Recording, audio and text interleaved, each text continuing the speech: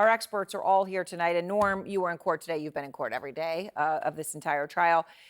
Okay, so last week you had said on Thursday, there's not quite proof beyond a reasonable doubt yet of Trump's criminal intent. Did Cohen provide that today?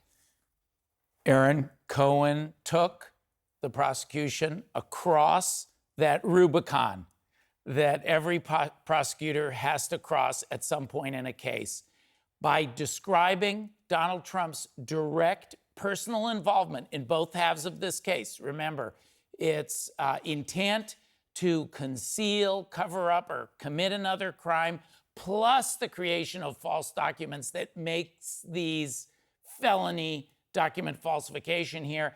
Cohen did both because he explained how Donald Trump had been intimately involved in directing the alleged campaign finance and election violations and tax violations. That came up in depth today. And also, we ended the day on the meeting with perhaps the most important evidence in this case, Alan Weisselberg's handwritten notes, Michael Cohen's handwritten notes of the grossed up amounts. Gross up, right. And the meeting with Donald Trump to confirm it. I don't think anybody in that courtroom believed that Michael Cohen would have done all that on his own. Did they provide, though, the evidence to go along with it that was not just what Michael Cohen said? I think they have it. So there's a lot of evidence here in the record, and including call logs that are almost impossible to explain another way. So some of the most important call logs are October 7th, the Access Hollywood tape breaks. October 8th, the National Enquirer is trying to do a hush money deal with Stormy Daniels' lawyer. And then what do you have in the evening but David Pecker having a 2-minute conversation with Michael Cohen, and within 3 minutes of that, Michael Cohen calls Donald Trump for 8 minutes. What's going on? The time that Michael Cohen opens the bank account and then he makes the transfer the next day, that early morning, who's he on the phone with? Donald Trump. So all of this is starting to be very corroborative of Michael Cohen's testimony. So as of today, it all holds together very strongly. It's call after call after call at these crucial moments. It's not just once, it's time after time. Yeah. I mean, Terry, in court today, where you've been every day as well, obviously this case hangs on Cohen, if not what he says, but these corroborating documents, call logs, whatever it may be. What was your impression of him as a witness? Oh, I thought he was excellent. I actually think he's one of the best witnesses so far. He was cool, calm, and collected. Beyond that, he was very respectful. When he was getting questioned, he always said back to Hoffinger, ma'am. And I think the jury probably got a good impression of him. And like Norm said, he put all the evidence in. And in addition to the call logs, we have, the checks, the invoices, the vouchers, all of that is on a chart, and the jury can see that. And so everything that Michael Cohen said has been corroborated by all of the other evidence, and he connected those dots. And obviously there's going to be more on direct, never mind on cross, which they've promised will go just as long, which I want to ask about. But Stephanie, when you see Trump's reaction today, obviously in court he was listening or his eyes were closed, but he was irate afterwards when he spoke to the cameras. Irate more so than we have seen him thus far after any other day in court. What do you read into that in terms of his ability to keep his composure in that courtroom? I think that he probably saw the news coverage after, Stormy Daniels was up on the stand, and his reaction was covered pretty widely, and it wasn't favorably. I'm sure his lawyers talked to him. I'm sure his family members talked to him and said, you cannot be acting out when Michael Cohen is there. And I think probably too, it was an ego thing. I doubt he wanted to show Michael any kind of a reaction. And then, yes, imagine that right when he got out of that courtroom, he wanted to burst and couldn't wait until he got to the Suburban, and of course had to give the media a show.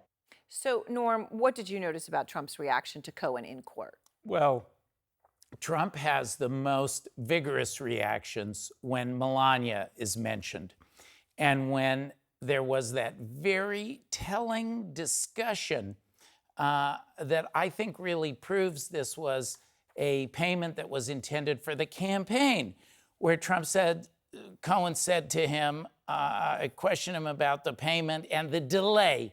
And Trump said, look, if I'm president, I won't care.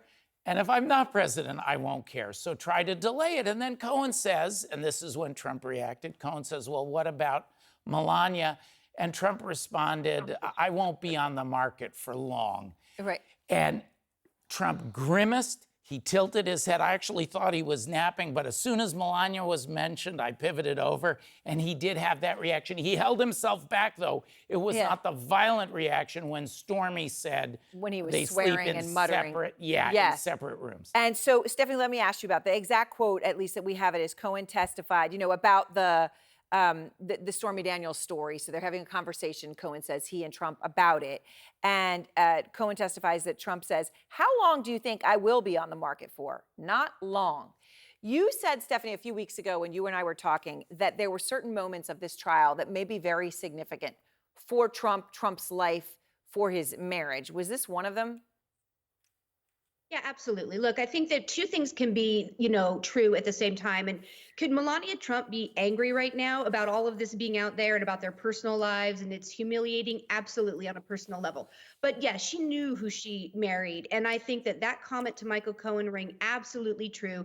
She's happy. She's got a very good life. She's not going anywhere. That's been proven. And so Yeah. I absolutely believe he said something like that to Michael Cohen. So, Ryan, on that point, though, the point, and we know this is going to happen under cross, but they're even trying to bring it up under direct because they want Cohen to have a chance to respond to it. And that is whether this is all about revenge and trying to bring down a man for whom he did serve time in prison. So they talk about how he's angry. Trump cut his bonus. They talk about he's angry he didn't get a job or was even considered for one in the administration, which was of deep shame to him. And the anger, continues today. He's on TikTok showing Trump behind bars, right? So this is going to come up some under direct and a lot under cross-examination, right? They're going to emphasize this heavily. How hard is it going to be for the prosecution to convince just one jury member that that's what this is about, anger and revenge? I think this is the difficulty for the prosecution, and this is where the defense is going to have the greatest vulnerability in Michael Cohen, because it's not just that he's a convicted liar and a liar to all three branches of government, but he also has a motive to lie in this case. The motive is revenge, retribution. And have probably thousands of hours of tape of Michael Cohen in various podcasts and the like, and if he ever says things like, "I want him behind bars" or something like that, that'll probably be played by the defense. So that's what they have to go on. At some level, Michael Cohen's character flaws are also a strength for the prosecution. So Hope Hicks says this is a guy who would never pay $130,000 of his own for Donald Trump. Right. She says he's not a generous guy. Yeah, and that's what Michael Cohen said on the stand today, and it just resonates. That's exactly who he is. He said, the reason I wanted Trump's authority in advance is because I wanted my money back. So that's the person who he is. Consistent. It's Yeah. totally consistent. And it's consistent with the lies that he was going to commit these kinds of lies, but he's doing them on behalf of his client, Donald Trump. So what was the jury reaction to him today, Terry? Well, as always, they were very focused on him. I think he did play to the jury a little bit, not as much as he probably should have. I think Hoffinger had to say, well, tell the jury, explain that to the jury. And then he turned to the jury.